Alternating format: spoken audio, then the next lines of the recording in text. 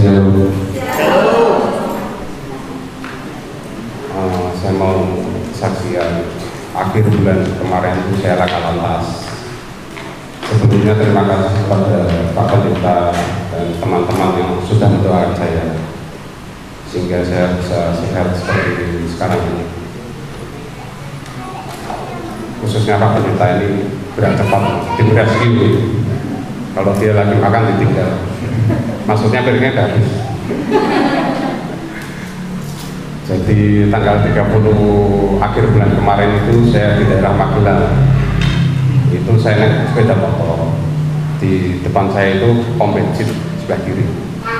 Dari arah berlawanan itu ada truk yang bawa besi panjang. Perkiraan saya depan tidak masuk, belakang tidak masuk. Ternyata saya kena belakangnya itu, kena besi panjangnya itu, pas di depan wajah. Puji Tuhan waktu itu ada beberapa orang yang sekitar yang menolong saya ditaruh di trotoar. Kemudian mereka itu bingung, Pak, ya kok mesti astagfirullah atau macam-macam. Ya namanya orang daerah ya, daerah Magelang sana. Mereka tuh nggak tahu, mereka apa yang diperbuat selanjutnya nggak tahu. Padahal darah sudah ngotot terus dari depan dan itu saya berpikir, ini kalau saya kelamaan saya bisa kehabisan darah. Untungnya ada orang luar kota kan, dia nggak tahu jalan, dia naik pickup, saya dinaikkan di pickup,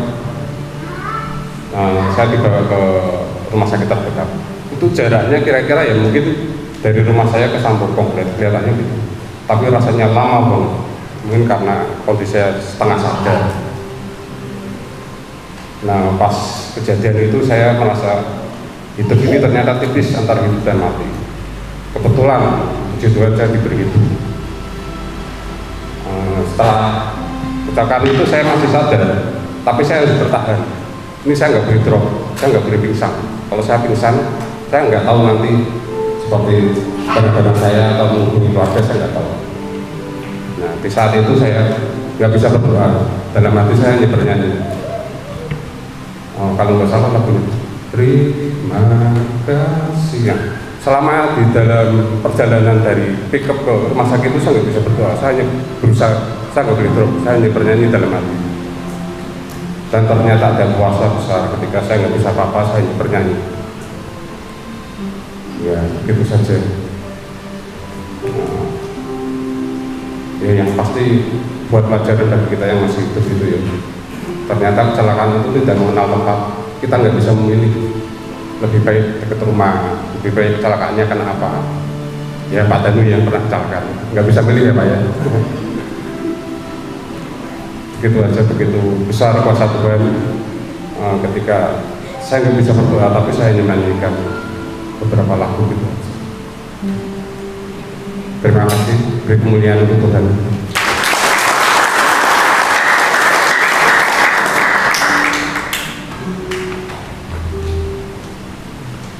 Di nama Tuhan, semua karena kemurahan Tuhan ya Pak ya. Amin. Saya masih memberikan kesempatan buat satu lagi, mungkin mari silakan Pak Darto.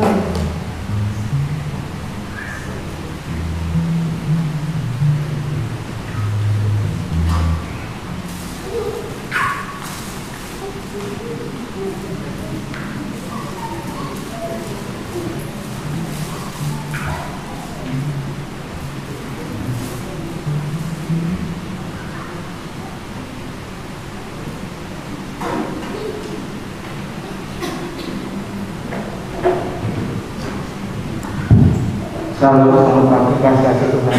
Shalom. Maaf saya tetap harus pakai masker karena saya masih batuk. Ya. Saya ingin menyaksikan bagaimana Tuhan begitu luar biasa terhadap saya, terhadap kehidupan kami sekeluarga. Bagaimana Bapak Ibu juga banyak yang mengetahui permasalahan-persoalan yang harus kami hadapi. Ya. Dari saya sakit karena antara pikiran dan hati ini belum bisa ikhlas. Saya terlalu kepikiran dengan keadaan yang harus saya terima, hingga akhirnya saya harus drop ya imun saya sempat drop. Itu pun saya juga masih percaya mukjizat Tuhan tetap ada. Sampai suatu ketika saya dengan Pak Pendeta diantar ke dokter Vivi untuk swab, hasil tes dinyatakan negatif ya. Lalu saya juga mau hasilnya negatif, tapi kok kondisi saya tidak enak badannya ya. Sempat Pak Pendeta, Pak Darto, saya sengaja istirahat di pastori ya, karena beberapa minggu saya nggak bisa tidur di rumah. Saya harus istirahat di pastori. Selesai bengkel kami dibongkar, saya tidur di pastori, bisa tidur nyenyak ya. Pak Pendeta sampai bilang saya sampai ngorok-ngorok gitu ya. Saya bisa tidur nyenyak, saya merasa nyaman, merasa enak. Lalu hari kedua saya di pastori kok kondisi saya tidak membaik ya. Minum air putih tumpah. Pak Pendeta sempat memberikan bubur, nggak bisa kemakan. Jadi apa yang masuk ke dalam tubuh saya ini nggak bisa menerima, selalu muntah dan muntah.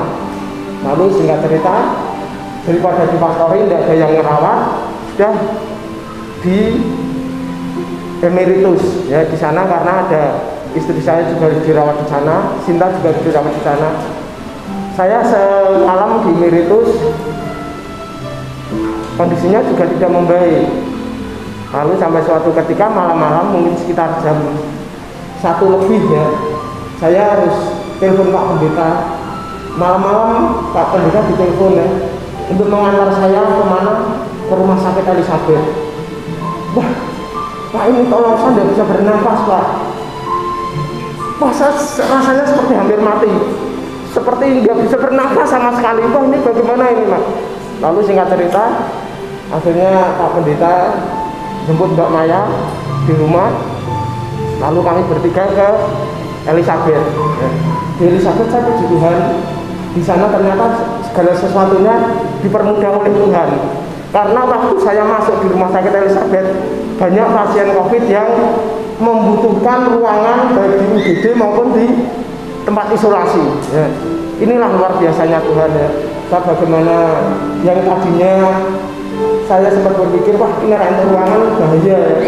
Karena begitu saya masuk di UGD Elizabeth, itu saturasi saya itu cuma 70. Pak Pendeta juga sampai bilang, ini luar biasa ini Pak. Ini kalau tidak pertolongan Tuhan, tidak mungkin Pak Darto sampai detik ini saya masih bisa berada di tempat ini. Itu merupakan mukjizat yang datangnya daripada Tuhan. Ya, saya sampai, wah, bagaimana ini ya.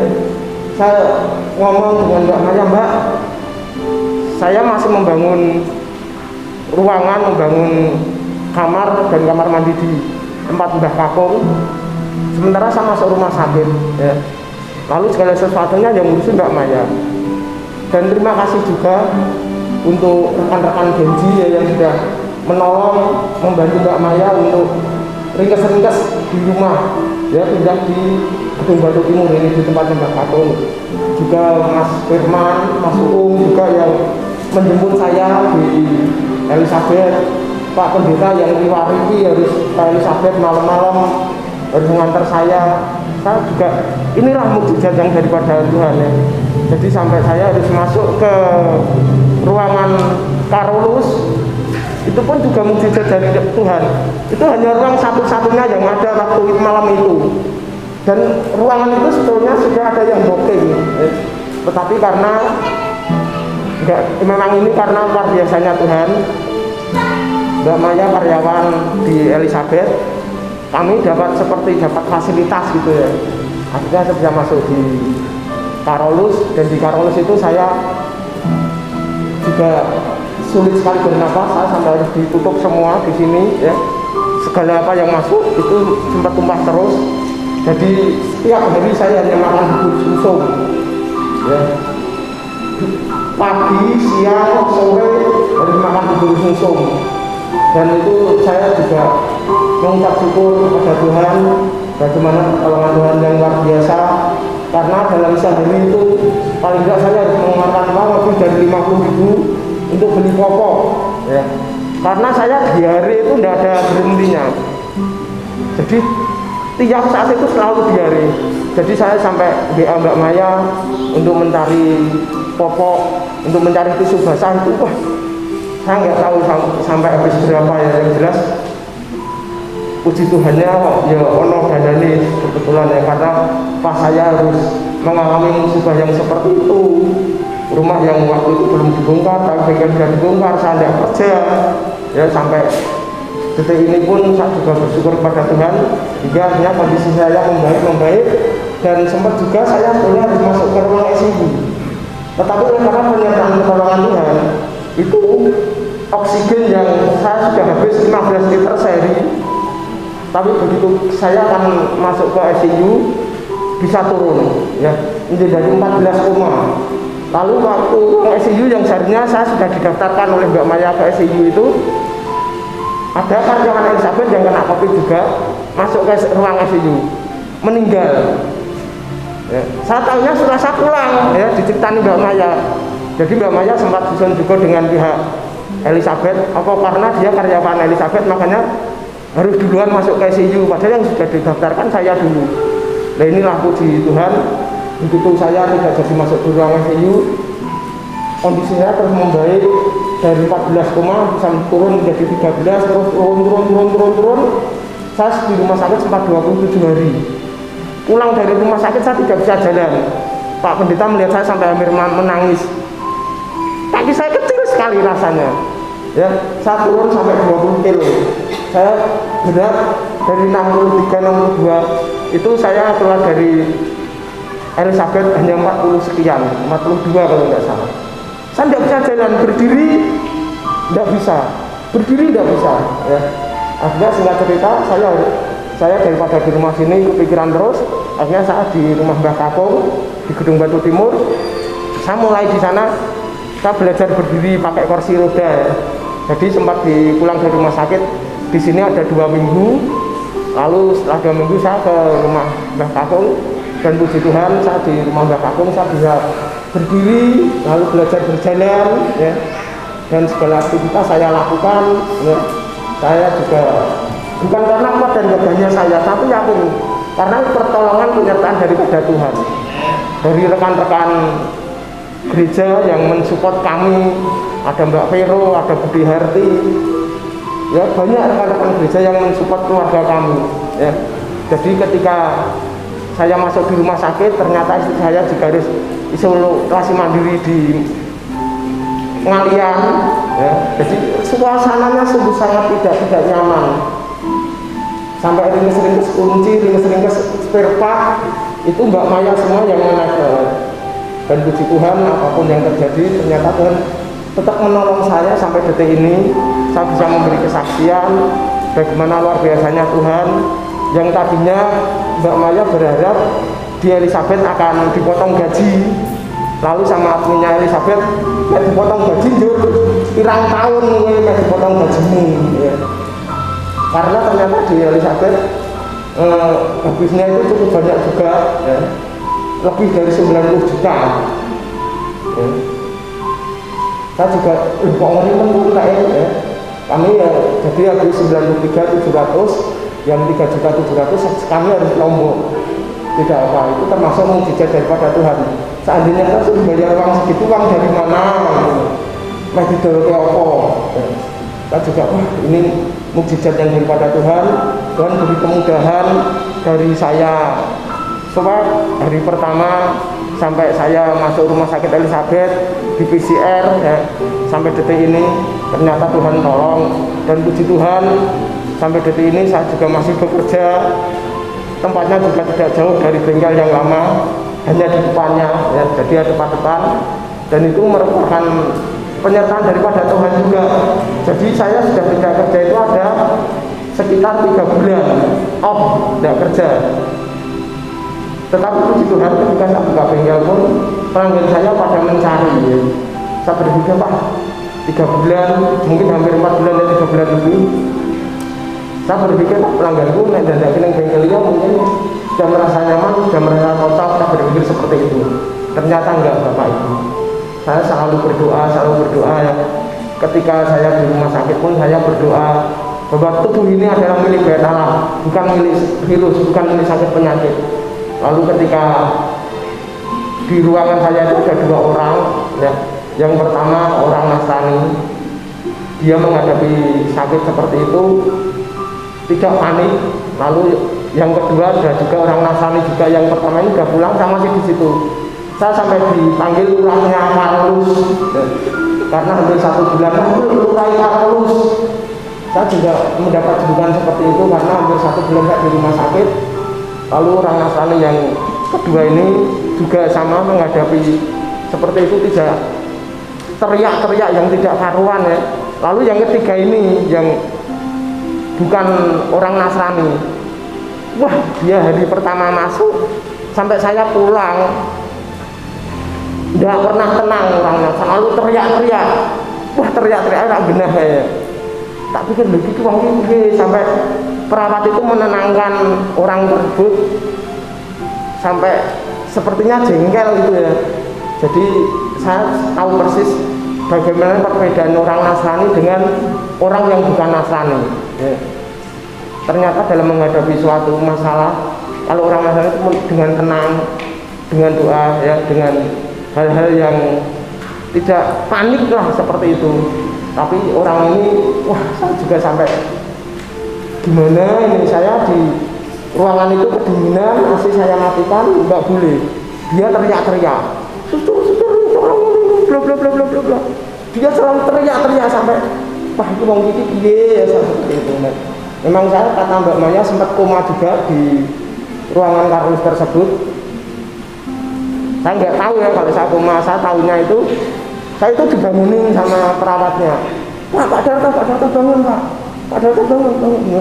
Saya nggak tahu. Saya katanya itu nggak bangun sampai goyok-goyok ini nggak bangun. Ternyata itu saya koma waktu itu ya. Jadi saya, wah rasanya itu rambinah, mangan apa balik, awake lemes. Ya, saya hanya sempat makan anggur merah, ya. Saya sempat minta dengan Mbak Maya, Mbak, Bapak carikan Amer. Mbak Maya juga sempat bingung, Bapak ke dian mana malah wong orang kan boleh Amer, dikira anggur merah minuman itu, dah Amer gua. Ya, jadi saya telepon dengan Mbak Maya. Jadi segala sesuatunya yang ngurus itu Mbak Maya. Mbak Maya pontang-panting sana kemari, yang ngurusi rumah, yang ngurusi saya sakit, Sinta sakit, istri saya juga sakit. Wah saya sampai, ya Tuhan, inilah badai yang harus saya hadapi. Saya beri kemampuan, kekuatan untuk menghadapi ini semua Tuhan, ya. Saya selalu berdoa kepada Tuhan seperti itu, dan mukjizat Tuhan sungguh terjadi, yang mana saya benar-benar merasakan mukjizat ini bukan kuat dan gagahnya saya.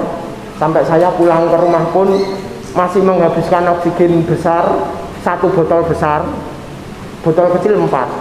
Dan puji Tuhannya ketika oksigen itu sulit didapat, waktu saya pulang, temennya Mbak Maya itu yang jual oksigen di daerah Mangkang. Jadi ketika oksigen orang mencari sulit, karena pertolongan Tuhan kebetulan temennya Mbak Maya, jadi selalu ada buat saya. Bahkan mau dibayar itu nggak mau, nggak apa-apa ini untuk Bapak, biar. Tetapi Mbak Maya tetap, enggak Bu, ini tetap kami bayar karena memang sudah ada dana untuk oksigen tersebut, ya. Jadi saya juga bersyukur, dan oksigen saya juga tabung yang kecil itu dapat pinjaman juga, ya, yang dari jemaat kita juga ada kemudahan juga. Ini pertolongan yang dari Tuhan, karena waktu itu banyak yang kena COVID, yang membutuhkan oksigen, yang membutuhkan botol oksigen, tetapi Tuhan sudah sediakan. Sampai saya pulang harus butuh kursi roda, sampai Pak Pendeta ngomong, ya sudah nanti kita belikan saja untuk kursi roda, tetapi puji Tuhan ya sampai beli ya Pak Pendeta. Dan Tuhan sudah sediakan juga, ya. Di kampung ada kursi roda, begitu saya pulang langsung wah tidak bisa jalan, saya harus dibopong oleh adik saya, adik ipar, ya. Pak Pendeta itu melihatnya sampai hampir mau menangis. Kaki saya kecil, tidak bisa jalan, wah ngeri pokoknya. Wah, kalau seperti ini sampai saya pulang di rumah pun tidak bisa makan apa-apa, ya. saya hanya bisa makan ketela, ya. Ketela yang manis sama singkong itu yang bisa masuk, ternyata nggak balik. Lalu saya minum air putih hangat itu nggak balik. Ketika kami minum susu, karena saya nggak ada asupan gizi, sama Mbak Maya diberikan susu ekstra mil itu, ternyata balik juga. Wah, ini nggak jadi ini terus. Payah ya aku, mari-mari saya seperti itu. Lalu tetap saya sampai detik ini pun saya nggak pernah minum susu. Lalu ketika saya di tempatnya Mbah Kakung, oleh kakak saya ditelateni dengan kunir sama madu. Ya, setiap pagi minum kunir sama madu tiap hari, tiap pagi. Ya, sampai saya bisa jalan. Akhirnya saya bisa makan nasi sedikit-sedikit, ya. Dan puji Tuhan, akhirnya saya sehat karena pertolongan yang luar biasa dari Tuhan. Beri kemuliaan untuk Tuhan. Terima kasih. Demikian kesaksian saya, pertolongan Tuhan yang sangat luar biasa waktu kami kembalikan. Amin. Shalom. Puji Tuhan, ya. Bagaimana hari ini, sehat? Puji Tuhan, ya. Masih pada pakai masker, ya. Saya juga masih maskeran, ya. Hanya mengingatkan jangan sampai kita kendor, ya. Jadi harus tetap protokol kesehatan. Selamat pagi Pak Jimmy. Ya, hari ini kita mau belajar satu hal lagi yang masih berkenaan dengan kedatangan Tuhan Yesus yang kedua, ya. Kiamat orang bilang, ya. Dan bicara minggu ini bicara tentang waktunya sudah dekat, ya. Pertama dulu kedatangan Tuhan Yesus yang kedua, terus kita bicara tentang antikris juga, ya. Antikris sempat kita bicara juga, dan sekarang kita bicara tentang waktunya sudah dekat. Ada amin? Yakin? Ya. Kalau kita bicara waktunya sudah dekat, tentu ini berhubungan dengan kedatangan Tuhan Yesus, ya. Jadi waktunya ini waktunya kedatangan Tuhan Yesus, bukan waktunya Jovan lahiran, ya. Kalau Jovan lahiran ya memang waktunya sudah dekat, tapi bukan itu yang kita bahas. Jadi waktunya sudah dekat, bicara tentang Tuhan Yesus datang, ya. Minggu pertama sudah dijelasin oleh Stephen bagaimana kita akan rapture dulu, naik ke atas, naik ke surga dulu, naik ke awan-awan bersama Tuhan Yesus, ya. Jadi kita nggak mengalami aniaya, tapi juga ada pandangan bagaimana ada kemungkinan juga kita masuk dalam masa aniaya. Satu, teorinya Steve salah. Dua, kita ketinggalan. Ya, yang naik ke awan-awan rupanya saya sama Steve doang, gitu kan, kacau, ya. Makanya perlu kita juga belajar waktunya sudah dekat itu gimana, gitu ya. Waktunya sudah dekat terus piye, gitu ya. Sebetulnya kalau Bapak Ibu mengingat khotbah saya minggu lalu, sempat saya bicara tentang aniaya, betul ya? Sempat saya bicara tentang tanda-tanda akhir zaman. Dan kalau Anda perhatikan, saya sempat ngomong begini, ada salah satunya gempa bumi, betul ya? Itu udah dari dulu atau sekarang udah ada? Baru ada? Dari dulu, ya? Gempa bumi dari dulu, peperangan dari dulu, gitu ya. Bangsa melawan bangsa dari dulu. Tapi kok Tuhan Yesus nggak datang-datang, gitu ya. Dan rupanya ini juga yang ditanya oleh beberapa jemaat 2000 tahun yang lalu. Mereka selalu dikasih tahu, bertobatlah, kerajaan Allah sudah dekat, gitu. Hari akhir sudah dekat. Ayo bertobat, percaya Kristus. Dinteni ora teko. Katanya sebentar lagi datang, tapi kok nggak datang-datang. Dan mulailah mereka protes. Serius ini. Mereka mulai protes, aduh kayaknya Tuhan Yesus nggak bakal datang untuk menghakimi dunia. Sehingga ada ajaran-ajaran yang mengajarkan bahwa Yesus tidak akan datang untuk menghakimi dunia. Dan karena itu salah satu tokoh rasul, bahkan bisa dibilang pemimpin rasul, dia menulis surat yang kedua, dan di pasal 3 dia menjelaskan secara spesifik tentang hal ini. Rasul itu bernama Petrus. Mari kita buka surat Petrus yang kedua, pasal yang ketiga, maaf ya. 2 Petrus pasal yang ketiga. Judulnya yang diberikan oleh Lembaga Alkitab Indonesia adalah Hari Tuhan. Oh, udah jelas ya. Bicara tentang apa? Bagaimana Tuhan Yesus akan datang yang kedua kali, yang sudah digaungkan bahwa saatnya akan tiba, sebentar lagi akan tiba. Tapi kok nggak datang-datang gitu ya. Nah, saya langsung aja ke ayat yang keempat ya. Saya langsung kepada ayat yang keempat. Kata mereka, ini kata orang-orang yang tidak percaya karena menunggu terlalu lama. Kata mereka, di manakah janji tentang kedatangannya itu? Nah, rupanya sudah ada keraguan, ya. Katanya mau datang, gempa bumi udah, perang udah, sakit penyakit udah, semua tanda-tanda yang katanya akan datang sebelum hari Tuhan datang udah ada, semua sudah. Tapi kok nggak datang-datang? Maka dari itu dikatakan bahwa di manakah janji tentang kedatangannya itu? Sebab sejak bapak-bapak leluhur kita meninggal, sehingga sesuatu tetap seperti semula pada waktu dunia diciptakan. Maksudnya gini, sejak bayi ngomong dulu sampai sekarang kok nggak datang gitu loh. Betul ya?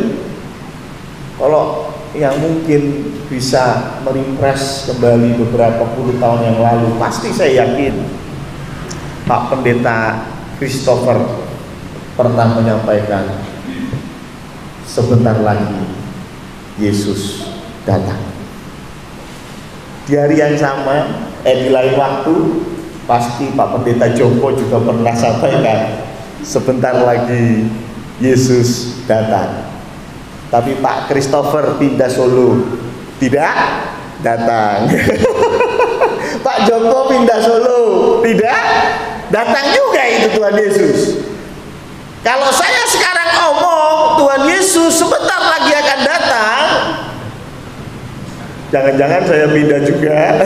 Tuhan Yesus belum datang. Dan Anda akan mulai berkata, sejak bapak-bapak leluhur, sejak pendeta-pendeta yang lama bilang bahwa Tuhan Yesus akan datang, sampai hari ini belum datang.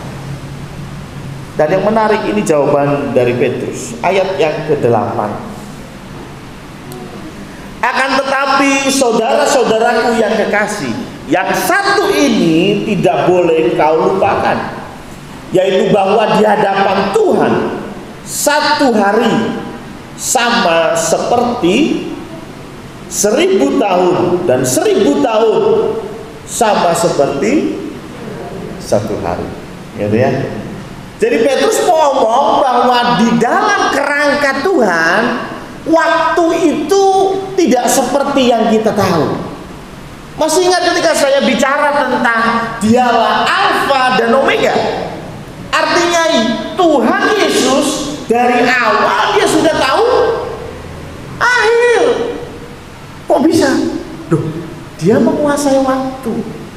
Satu hari bagi Tuhan 1000 tahun bagi kita. Ini bukan terus matematika ya, karena beberapa orang mengaplikasikan ini sebagai matematika. Mereka mulai menghitung mulai dari zaman Adam. Zaman Adam dan Hawa itu kurang lebih 4000 tahun sebelum Masehi, kurang lebih. Ada yang ngitung tapi saya nggak mau ngitung ya. Ada yang ngitung. Kemudian dihitung 4000 tahun sampai Tuhan Yesus lahir. Sekarang tahun 2000. Berarti sejak Adam berapa tahun? 6000 tahun kurang lebih. 1000 tahun itu satu hari. Ada 6 hari Tuhan mencipta. Hari ke-7 Tuhan beristirahat. Betul ya? Hari Sabat. 7 dalam Alkitab juga bicara sempurna. Berarti Tuhan Yesus akan datang setelah 7.000 tahun. Hari yang ke-7. Kapan itu? Sebentar lagi. Karena ini sudah 6.000 tahun. Ini sudah 6 harinya Tuhan. Sebentar lagi hari ke-7. Mereka mulai hitung dari Adam usianya berapa, dihitung semua. Wah, tahun 2012 Tuhan Yesus akan datang. Kenapa? Hitungannya jelas ini ya. Ingat, 1000 hari, 1000 tahun adalah 1 hari. Tapi ini bukan itu maksud Tuhan. Bukan itu yang dimaksudkan oleh Petrus di dalam ayat ini. Maksudnya apa? Bagi Tuhan, waktu itu nggak seperti kita, gitu loh. Suka-sukanya Tuhan. Tapi kenapa lama sekali? Ayat 9. Tuhan tidak lalai menepati janjinya, sekalipun ada orang yang menganggapnya sebagai kelalaian. Tetapi Ia sabar terhadap kamu, karena Ia menghendaki supaya jangan ada yang binasa, melainkan semua orang berbalik dan bertobat. Jadi kenapa Tuhan sepertinya mengulur waktu lagi, mengulur waktu lagi? Ini jawabannya. Kita bersyukur harus. Kenapa? Ia sabar. Siapa di sini yang digantung sama pacarnya dan disuruh menunggu ya? Boleh angkat tangan dalam hati ya. Ya, saya kan pendeta, saya tahu itu dari alis Anda yang sudah naik turun. Itu sudah ya. Ya, kalau Anda digantung suruh nunggu setahun setengah, bagaimana? Rick, bagaimana Rick? Kalau pacarmu kau gantung begitu ya, nggak dikasih kejelasan. Pokoknya nanti kalau saya sudah kerja, tanda-tandanya saya akan melamarmu. Ya, kalau Tuhan Yesus kan tanda-tanda saya akan datang. Tapi tanda-tanda saya akan melamarmu adalah kalau saya sudah bekerja, saya sudah punya tabungan, motor sudah lunas. Ya, tanda-tandanya begitu ya. Wah. Tapi Ricky ini kerja sudah, tabungan banyak, motor sudah lunas, pacarnya kok nggak dilamar-lamar ya? Digantung terus gimana nih? Waduh, katanya Ricky begini ya. Selesai sudah ya, masih nggak ada yang mau digantung ya. Tapi gantungnya Tuhan Yesus alasannya berbeda. Gantungnya Ricky mah sudah jelas alasannya ya. Ya, supaya masih bisa muter kemana-mana ya Ricky ya. Ya, sama-sama cowok tahu lah ya. Tapi gantungnya Tuhan Yesus bukan itu. Tuhan Yesus mengulur waktu lagi, bahkan Dia bilang gak ada seorang pun yang tahu. Kenapa? Ia sabar. Sabarnya kenapa sih? Karena Ia menghendaki supaya ini loh hatinya Tuhan. Jadi kalau Anda ini merasa Tuhan gak akan datang, jangan-jangan nunggu lu bertobat. Betul gak? Saking sayangnya sama Anda, Tuhan nunggu. Aduh, kapan Steve bertobat? Begitu Steve bertobat, Tuhan datang. Wah, luar biasa. Betul ya?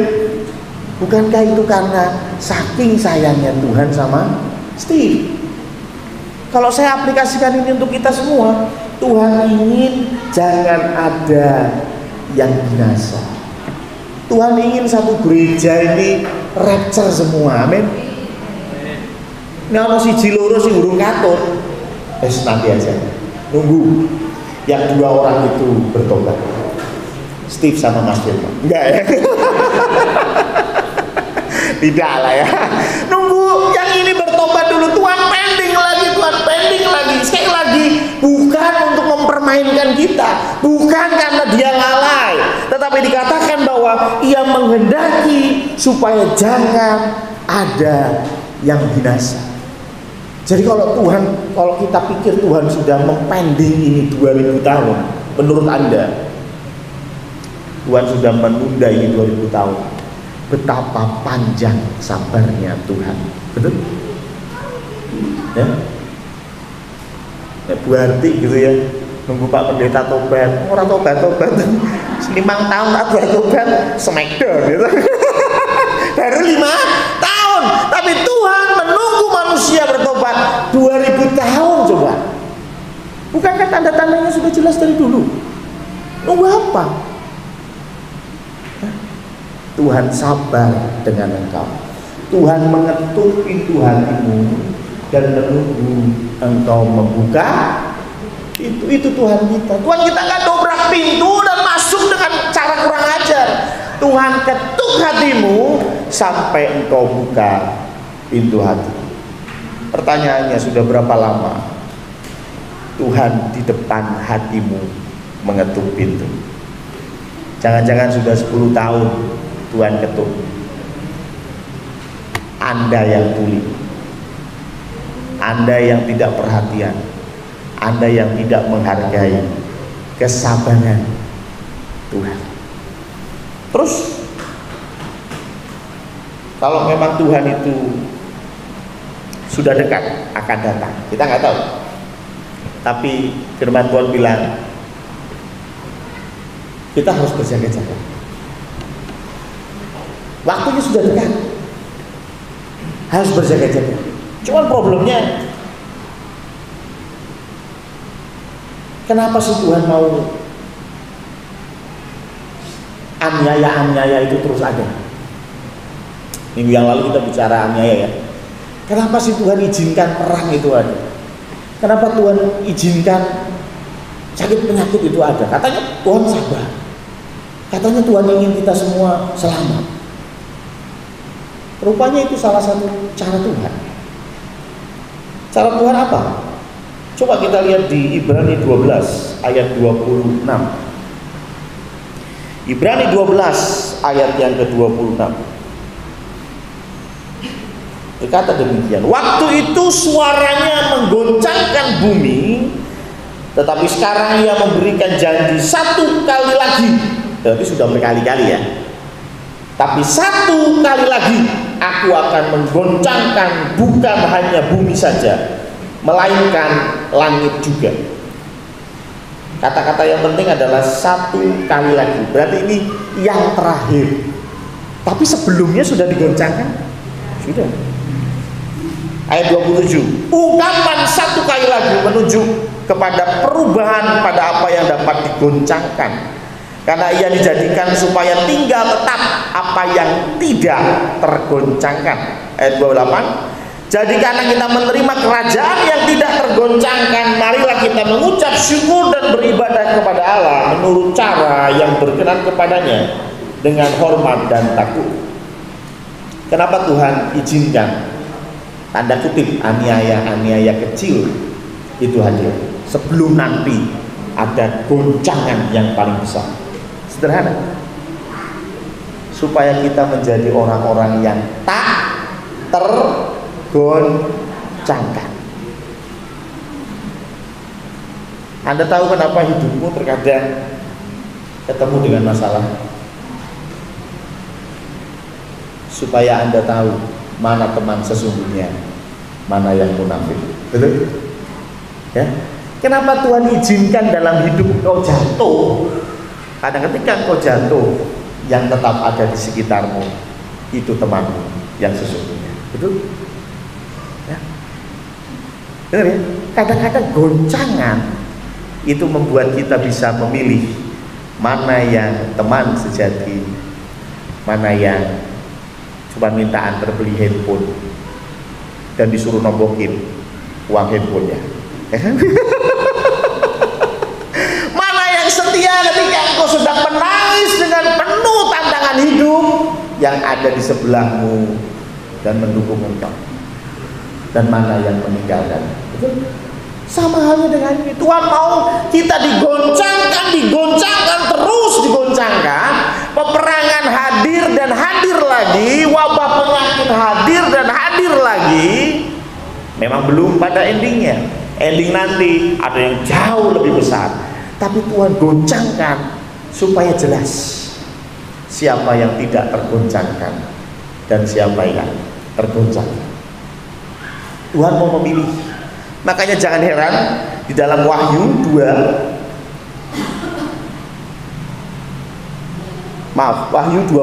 maksudnya ya. Wahyu 22 ayat yang ke-11. Wahyu 22 ayat yang ke-11 berkata demikian.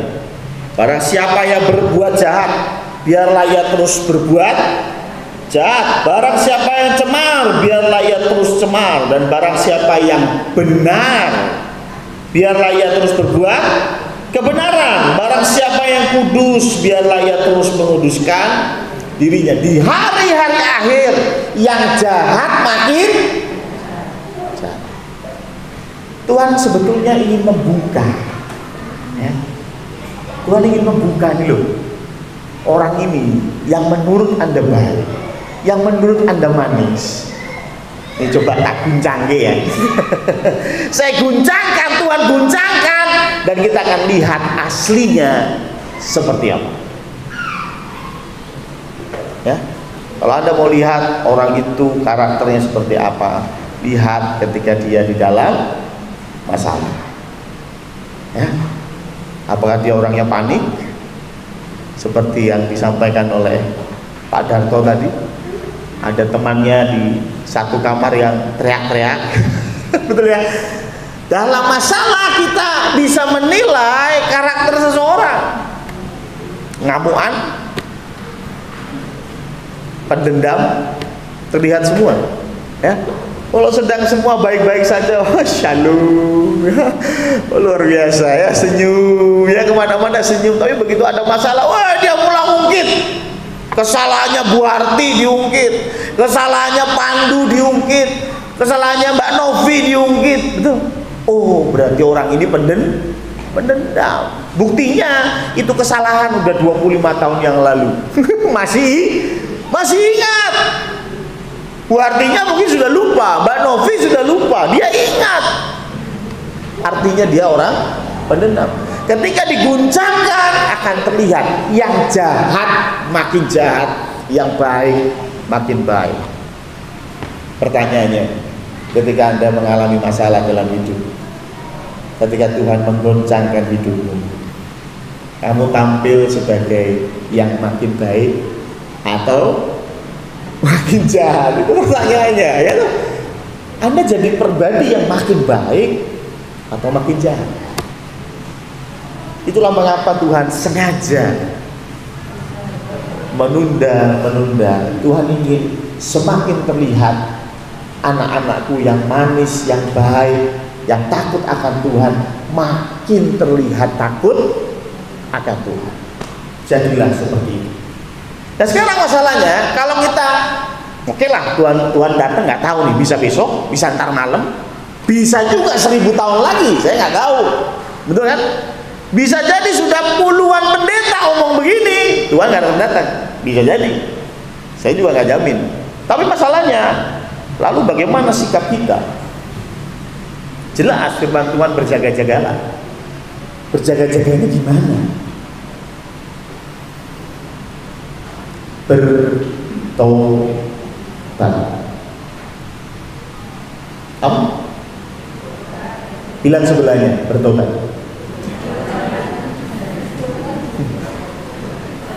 Iya, ini penting ya. Kenapa Enda nggak berani ngomong bertobat dah ya? Bertobat itu apa sih? Nah, ini masalahnya. Kadang-kadang kita berpikir bertobat dengan cara yang salah atau cara pandang yang salah tentang tobat. Bertobat itu bahasa aslinya metanoia.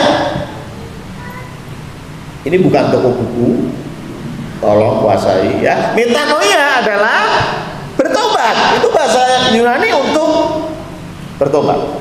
Ya memang itu dipakai sebagai toko buku. Masih ada nggak sih? Masih ya? Kelihatan nggak pernah beli buku ya. Ya, jadi metanoia itu bertobat, tapi bertobat seperti apa? Saya jelasin ya. Metanoia itu adalah perubahan pikiran dan perilaku ke arah positif karena ada pengetahuan baru. Kata kuncinya adalah perubahan ke arah positif pikiran dan perbuatan, dan yang kedua karena ada pengetahuan baru. Saya kasih contoh. Tadinya suka kumpul sama teman-teman gitu ya, suka pelayanan bareng, tapi sekarang kok udah nggak pernah pelayanan ya. Saya mau tanya, berubah nggak? Berubah, tapi ke arah positif? Tidak. Berarti bukan pertobatan, paham ya? Oh, saya sudah bertobat ya, dulu saya jadi anak baik, sekarang saya jadi begal. Itu bukan bertobat kakak, itu bukan ya. Jadi bertobat itu harus berubah ke arah positif, ke arah yang baik gitu ya, ke arah yang baik. Jadi ketika kita bicara bertobat harus ada perubahan pikiran yang disertai dengan perilaku, karena perilaku berasal dari pikiran. Apa yang memancar keluar berasal dari dalam. Firman Tuhan bilang begitu. Pikiranmu sehat, keluarnya juga sehat. Pikiranmu cabul, omonganmu cabul. Sederhana, ya kan? Jadi pikiranmu berubah ke arah positif, perilakumu otomatis berubah juga ke arah positif. Jadi harus pertobatan ini berubah ke arah positif. Tapi yang kedua, yang tidak kalah penting adalah karena ada pengetahuan baru atau pengertian baru. Saya kasih contoh. Saya itu jarang pakai helm. Tolong diedit ya supaya Pak Polisi tidak dengar ya. Saya itu jarang pakai helm naik motor ya. Kalau deket-deket gitu biasanya nggak pakai helm ya. Kalau keluar baru pakai helm gitu ya. Terus tiba-tiba, wah sekarang Pak Pendeta kemana-mana pakai helm, luar biasa ya toh. Terus Tika tanya, Pak Pendeta kok sekarang berubah ke arah yang positif? Positif. Kok sekarang pakai helm, luar biasa. Saya jawabnya apa? Gini, mulai tanggal 5 sampai tanggal 12 itu ada operasi candi. Ya, di mana-mana banyak operasi. Itu loh, dudung batu, ego-egoan sering loh. Makanya saya mau tanya, saya bertobat nggak? Kenapa? Tidak ada pengertian atau pemikiran atau pengetahuan baru, nggak ada.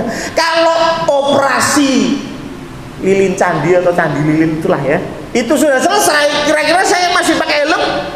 Ora, bisa leke gitu.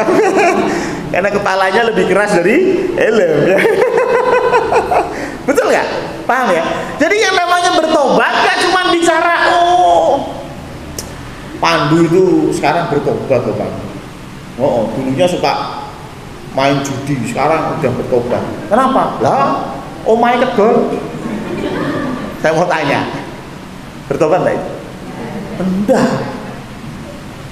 Enggak, itu tidak bertobat. Kenapa? Serana modal. Itu betul ya. Modalnya sudah habis, dia nggak bisa judi lagi. Coba kalau dikasih duit lagi 5M, main judi lagi dia. Kenapa? Belum bertobat. Betul nggak? Makanya saya kadang-kadang miris ya. Ya sekarang, ya dulu saya nakal Pak Pendeta, tapi sekarang wis tuwa lah. Wis tuwa, wis awak wis kesel nek nakal. Saya tanya, bertobat? Sebetulnya tidak itu. Kenapa? Ya karena awak wis kesel itu. Coba awak isih seger. Ngetan meneh itu. Betul nggak? Paham ya maksud saya? Jadi bertobat itu nggak aduh, kita kadang-kadang mikirnya pokoknya kalau tadinya tidak melakukan itu lagi bertobat, belum tentu. Cek dulu dia bertobat kenapa. Oke. Aduh Pak Pendeta, saya sekarang tobat. Dulu itu saya suka main cewek, sekarang tobat, saya bertobat. Betul saya bertobat. Ditanya sama Pak Pendeta, kenapa kok bertobat? Ya pas lagi di Bandungan digerebek Satpol PP. Isin aku itu melebu berita itu. Saya mau tanya, bertobat enggak? Enggak. Itu belum bertobat itu. Ya gara-gara isin. Terus dia dapat tagline, mulai sekarang Satpol PP tidak lagi gerebek hotel. Wah, mangkat meneh deh. Tahu maksud saya? Tapi bertobat ketika engkau tahu bahwa ini salah. Saya nggak pantas lakukan ini. Itu bertobat. Terlepas orang tahu atau enggak. Jadi ketika polisi menangkap ini pembuat video hoax, disiarkan di TV, saya menyesal pada seluruh rakyat Indonesia. Saya minta maaf. Maaf ya, belum tentu bertobat. Masalahnya kecekel jajalora itu. Paham ya? Artis yang kena narkoba, jumpa pers, ngomongnya menyesal, maaf, bertobat belum tentu. Ya bisa, saya nggak mengatakan tidak, bisa jadi melalui itu dia bertobat. Tapi kebanyakan ya karena kondisinya sudah tidak lagi mendukung untuk berbuat dosa. Ngerti ya? Jadi bertobat yang firman Tuhan mau, ada pengertian baru, ada pengetahuan baru. Aduh, hidupku sudah ditebus. Mosok uripku dienggo koyo ngene. Betul? Enggak perlu digerebek Satpol PP. Enggak perlu ketahuan Pak polisi. Enggak perlu digebyur banyu mbek bojomu. Sudah bertobat. Enggak perlu rumahmu kejual habis semua gara-gara berbuat dosa. Engkau sudah bertobat. Nggak perlu kau harus makan makanan babi baru kau berpikir di rumah Bapakku, hamba Bapakku pun makan lebih baik dari ini. Nggak perlu. Tapi kalau memang Anda dua blempol, Tuhan izinkan engkau makan makanan babi. Bukan karena Tuhan jahat sama Anda, tapi karena Tuhan sayang, karena Tuhan sabar, Tuhan menunggumu kembali ke rumahnya. Terkadang Tuhan izinkan diguncang rumahmu, diguncang hidupmu, supaya engkau kembali kepada Tuhan. Nah sekarang pertobatan itu seperti apa? Pertobatan itu ada dua. Yang pertama coba kita lihat Kisah Para Rasul 2 ayat 38. Kisah Para Rasul 2 ayat yang ke-38. Kisah Para Rasul 2 mana tadi? 38. Jawab Petrus kepada mereka, bertobatlah dan hendaklah kamu masing-masing memberi dirimu dibaptis dalam nama Yesus Kristus untuk pengampunan dosamu. Jadi bertobatlah untuk pengampunan dosa. Itu pertobatan yang pertama dan menurut saya itu yang utama. Bertobat untuk pengampunan dosa. Ini kurang lebih sama. Coba kita lihat di Kisah Para Rasul 3 ayat 19. Karena itu sadarlah dan bertobatlah supaya dosamu dihapuskan. Jadi bicara yang pertama, pertobatan yang pertama saya cari ada banyak ya. Kisah Para Rasul 10 ayat 43, 26, ayat 18. Percaya saya udah persiapan. Ya, jadi intinya pertobatan yang pertama itu untuk pengampunan dosa. Menurut iman Kristen, pengampunan dosa itu karena apa? Berbuat baik. Anda diampuni dosanya karena berbuat baik? Tidak. Anda diampuni dosanya karena sumbang gereja? Tidak. Anda diampuni dosanya karena pergi ke Israel? Enggak. Terus kenapa kita diampuni dosa? Percaya Kristus. Karena begitu besar kasih Allah. Betul? Jadi kalau bicara pertobatan untuk pengampunan dosa, tidak lain dan tidak bukan bicara pertobatan terima Kristus. Atau bahasa kita lain lahir baru, atau bahasa lain dimeteraikan oleh Roh Kudus. Ini bicara tentang apa? Pertobatan yang pertama. Dan pertobatan itu sekali seumur hidup. Hari ini kau terima Yesus, oh Tuhan Yesus, terima kasih, Engkau sudah hadir di hatiku. Besok mau meneng, Tuhan Yesus. Loh, lah Tuhan Yesus yang sudah hadir di hatimu kemana aja loh? Kok besok minta lagi? Besok minta lagi. Ketika engkau bicara lahir baru, maaf Bu Iji, lahir berapa kali Bu? Bukan lahiran ya, lahir berapa kali? Sekali ya? Yakin? Sudah usia loh, sekali aja cukup. Cukup. Ya, setua apapun kita, lahir cukup sekali. Lahir baru cukup sekali. Saya senang sekali, kurang lebih seminggu yang lalu, seorang pemuda telepon WA dengan saya. Ya, kebetulan waktu itu saya sedang ada acara, jadi saya nggak bisa telepon anak ini. Tapi saya ingin sekali sebetulnya telepon, tapi masa di depan orang, ya. Akhirnya saya hanya chat WA. Salah satu yang dia sampaikan bahwa, Om, aku kok rasanya Tuhan menjamah aku. Kayaknya aku jadi teringat dengan kesalahanku. Aku bilang, kamu sedang lahir baru. Terima Kristus. Ya. Sudah pernah Anda lalui itu? Atau hidupmu lempeng-lempeng aja? Ya. Dari lahir sampai umur 60, ya biasa-biasa aja Pak Pendeta. Saya nggak nyuruh Anda nangis-nangis di gereja begitu ya, atau geblak. Enggak. Tapi ada urapan Roh Kudus yang kau rasakan betul Tuhan sedang mengingatkan akan dosamu, dan Tuhan ingatkan bahwa engkau sudah ditebus. Sudah belum? Kalau belum, hari ini saya bilang, bertobatlah.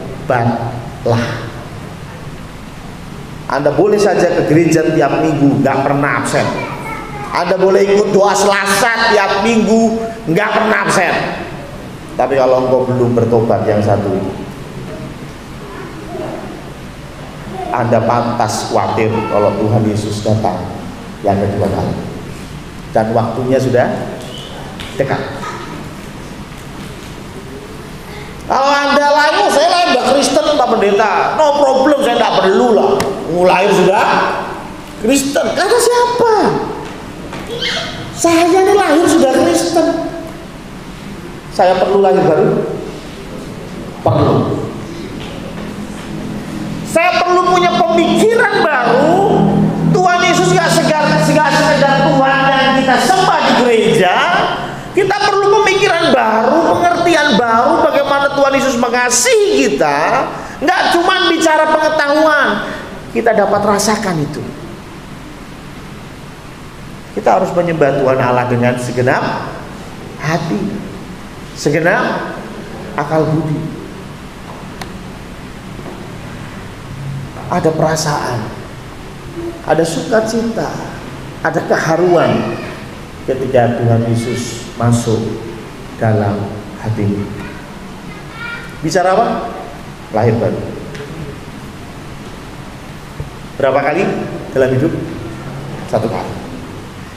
Jadi kalau Anda ikut KKR, misalnya ikut KKR, terus wah Bapak Ibu siapa yang mau terima Yesus, maju ke depan. Kalau Anda sudah pernah terima Kristus, yo rasa maju, ngopo? Nah, Yesus yang kamu terima 20 tahun yang lalu kemanain? Kok maju lagi? Nggak usah. Kalau Anda belum, maju ke depan, terima Yesus. Kalau pagi ini Anda merasa saya belum terima Yesus, bertobatlah, terima Yesus. Yang kedua, pertobatan yang kedua. Pertobatan yang kedua bicara tentang pertobatan setiap saat. Kalau tadi pertobatan sekali seumur hidup, yang membuat status kita yang tadinya di bawah murka Allah menjadi anak Allah. Makanya saya sekarang sudah tidak perlu khawatir sama seorang pemuda yang tadi saya ceritakan. Saya tidak perlu khawatir dengan dia. Kenapa? Karena dia sudah jadi anaknya Tuhan. Tuhan lebih sayang sama dia daripada saya sayang sama dia. Betul? Saya mungkin hanya mengingat dia seminggu sekali. Tuhan mengingat anak ini setiap hari. Tuhan mendesain rancangan-rancangan indah ke depan. Betul? Tapi ya tetapinya. Ada pertobatan yang kedua. Pertobatan setiap saat atau berkali-kali. Dari mana itu? Coba kita lihat Kisah Para Rasul 8 ayat 22. Kisah Para Rasul 8 ayat yang 22. Jadi bertobatlah dari kejahatanmu ini dan berdoalah kepada Tuhan supaya Ia mengampuni niat hatimu ini. Jadi yang kedua, bertobat dari dosa. Bertobat dari kebiasaan-kebiasaan yang nggak benar. Bertobat dari kejahatan. Coba ayat yang lain. Kita buka di 2 Korintus 12 ayat 21. 2 Korintus 12 ayat 21. Aku khawatir bahwa apabila aku datang lagi, Allahku akan merendahkan aku di depan kamu dan bahwa aku akan berduka cita terhadap banyak orang yang di masa yang lampau berbuat dosa dan belum bertobat dari apa? Kecemaran, percabulan, ketidaksopanan yang mereka lakukan. Jadi pertobatan yang kedua, ini pertobatan yang setiap saat kita lakukan. Ketika engkau terima Yesus Kristus sebagai Tuhan dan Juru Selamatmu, Yesus datang di hatimu, kok dimeteraikan oleh Roh Kudus. Saya tanya, masih bisa berdosa? Masih. Bahkan maaf ya, beberapa dari kita yang sudah lahir baru pun punya dosa favorit. Betul ya? Hamba Tuhan ada yang punya dosa favorit? Paling banter. ada betul loh. Iya, ketua MPH. Wih, mantap ya. Ya, ada yang punya dosa favorit? Ada. Loh, kita ini bukan makhluk yang sempurna toh. Ya. Di antara kita bahkan punya dosa favorit. Jadi misalnya dosa favoritnya itu bohong. Hari ini bohong, besok bohong lagi. Ya. Ditanyain Bu Arti lagi di mana? Oh, kok nggak datang latihan ini? Oh, siap Bu Arti, ini OTW. Padahal turun di kamar. Terus nanti latihan. Tiba di sini Bu Arti OTW wajar. Cek ngelatiler ya toh. OTW sebelah mana? Betul ya? Di antara kita ada yang hobinya omong kasar. Ada di sini yang hobi omong kasar. Kesinggung sedikit, semua bonbin keluar. Ya kan? Jerapah kamu, gajah, badak bercula satu. Gitu. Waduh, luar biasa ya. Betul ya? Nah, ini yang perlu kita bereskan. Ini yang kita perlu bertobat setiap saat. Ada yang bilang bahwa bertobat itu setiap saat itu maksudnya tiap malam kita renungkan hari ini kita berbuat dosa apa, minta ampun sama Tuhan. Kalau saya sih kayaknya kesuwen dengan tadi begini gitu ya. Nunggu malam kesuwen. Ketika Daud dibuka dosanya. Saat itu juga dia berlutut minta ampun. Dia nggak bilang nanti malam aja biar tidak ada yang lihat. Nah, ya. Hari itu juga, saat itu juga dia berlutut minta ampun di hadapan Tuhan. Ngerti ya? Pasti yakin, percayalah, kalau kau sungguh-sungguh bertobat di hadapan Tuhan, Tuhan itu setia dan adil. Hati-hati dengan kata adil. Dia setia dan adil. Memang ada harga yang kamu bayar, tetapi Tuhan akan ampuni dosamu. Bertobatlah dari segala kejahatan yang kau lakukan. Saya mungkin nggak ngerti, suamimu, istrimu mungkin nggak tahu, tapi Tuhan tahu. Dan pertobatan ini pasti mengikuti pertobatan yang pertama. Kalau kau mengaku saya terima Kristus, tapi hidupmu, maaf, dulunya nggak karu-karuan, sekarang tetap nggak karu-karuan, saya ragu engkau bertobat yang pertama. Ketika Yesus lahir di hatimu, Yesus datang di hatimu, pasti ada perubahan. Perubahan itu memang berawal dari pikiran, tetapi pasti berakhir di perilaku. Coba ingat-ingat pasanganmu 20 tahun yang lalu dan sekarang, semakin baik kan? Amin. Ya? Bagaimana Bu Karen, Kak Tri, 10 tahun yang lalu dan sekarang semakin baik? Apa kodwe? Harus makin baik. Ada orang yang baik di luar sana tanpa perlu terima Kristus? Ada. Saya punya banyak teman yang tidak seiman dengan saya dan mereka baik. Tetapi saya mau bilang itu sia-sia di hadapan Tuhan. Terima Kristus terlebih dahulu, maka Tuhan yang akan memutuskan hidup kita. Buang dosa, bertobat. Setiap saat engkau sadar bahwa apa yang kau lakukan melukai hati Tuhan. Itu yang harus kita persiapkan, karena kedatangan Tuhan Yesus sudah dekat. Amin. Mari kita untuk kuartal sepekan saya akan bacakan. Nanti sore pukul 15 sore Genji akan mengadakan ibadah secara offline. Pujian oleh Saudari Larissa dan Saudari Ana. Musik akan dilayani Saudari Berlinger, Saudara Radian, Saudara Rena, dan Saudara Pablo. Untuk kegiatan sepekan pada hari Selasa, persekutuan doa malam kita masih tetap offline ya. Untuk petugas akan dilayani Ibu Paulina. Untuk hari Rabu, pendalaman Alkitab secara online, Bapak Ibu juga bisa mengikuti di YouTube channel yang mengajar. Pembicara oleh Bapak Pendeta Samuel Utomo. Pada hari Jumat, kita akan ber-KPK bersama di tempat Saudara Taufik. Hari ini tidak kelihatan ya. Kalau Bapak Ibu belum tahu rumahnya, mungkin bisa berkumpul di gereja pukul 18 jam 6 sore. Kita akan berangkat bersama. Saudara Taufik itu putranya Gunarti, cucunya Bupano ya, cucunya Bupano yang rumahnya di Tarupolo. Pujian akan dilayani oleh Sugeng, musik oleh Bapak Purwoko Budi Gunawan, dan firman Tuhan akan disampaikan oleh Pendeta Samuel Utomo.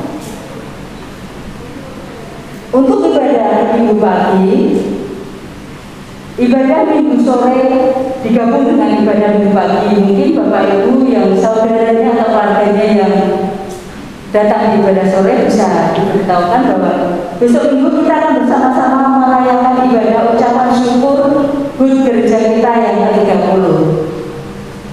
Untuk para pelayannya, Asar Bapak Ibu Sumarno, ujian akan dilayani Diakan Suwatri, Saudari Indah, Bapak Koroko, LCD oleh Ibu Sugeng. Firman Tuhan akan disampaikan oleh Pendeta Samuel Priyo Utomo, pengumuman dan doa syafaat oleh Diaken Kristiana SD.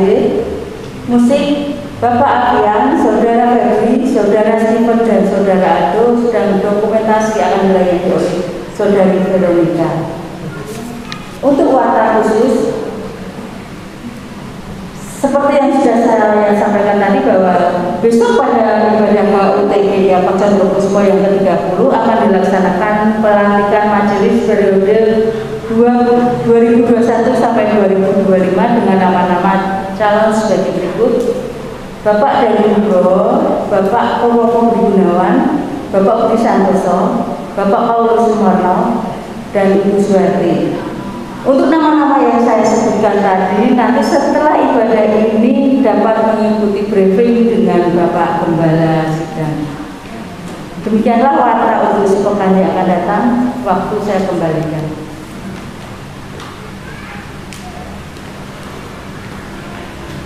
Ya, terima kasih untuk Bu Sugeng.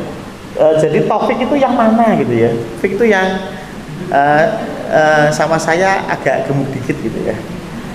Ya, cuman beliau ini jadi ceritanya, bukan ceritanya ya, memang kenyataannya ya. Tanggal 6 November itu mau menikah. Dan beliau dapat calon itu orang GKJ Telogosari. Makanya ini sudah bergereja di sana karena habis ibadah langsung katekisasi pranikah gitu ya. Makanya sudah beberapa bulan tidak kelihatan karena memang beliau juga pamit, Pak Pendeta nih, saya kalau ibadah di sana sekalian katekisasi gimana? Oh ya nggak apa-apa, yang penting ke gereja gitu ya. Jadi sudah berkatekisasi di GKJ Telogosari dan orang tuanya minta untuk ada biston, ada KPK di rumahnya, karena itu tanggal 29 kita ber-KPK di rumahnya Taufik ya. Itu saja tambahan dari saya.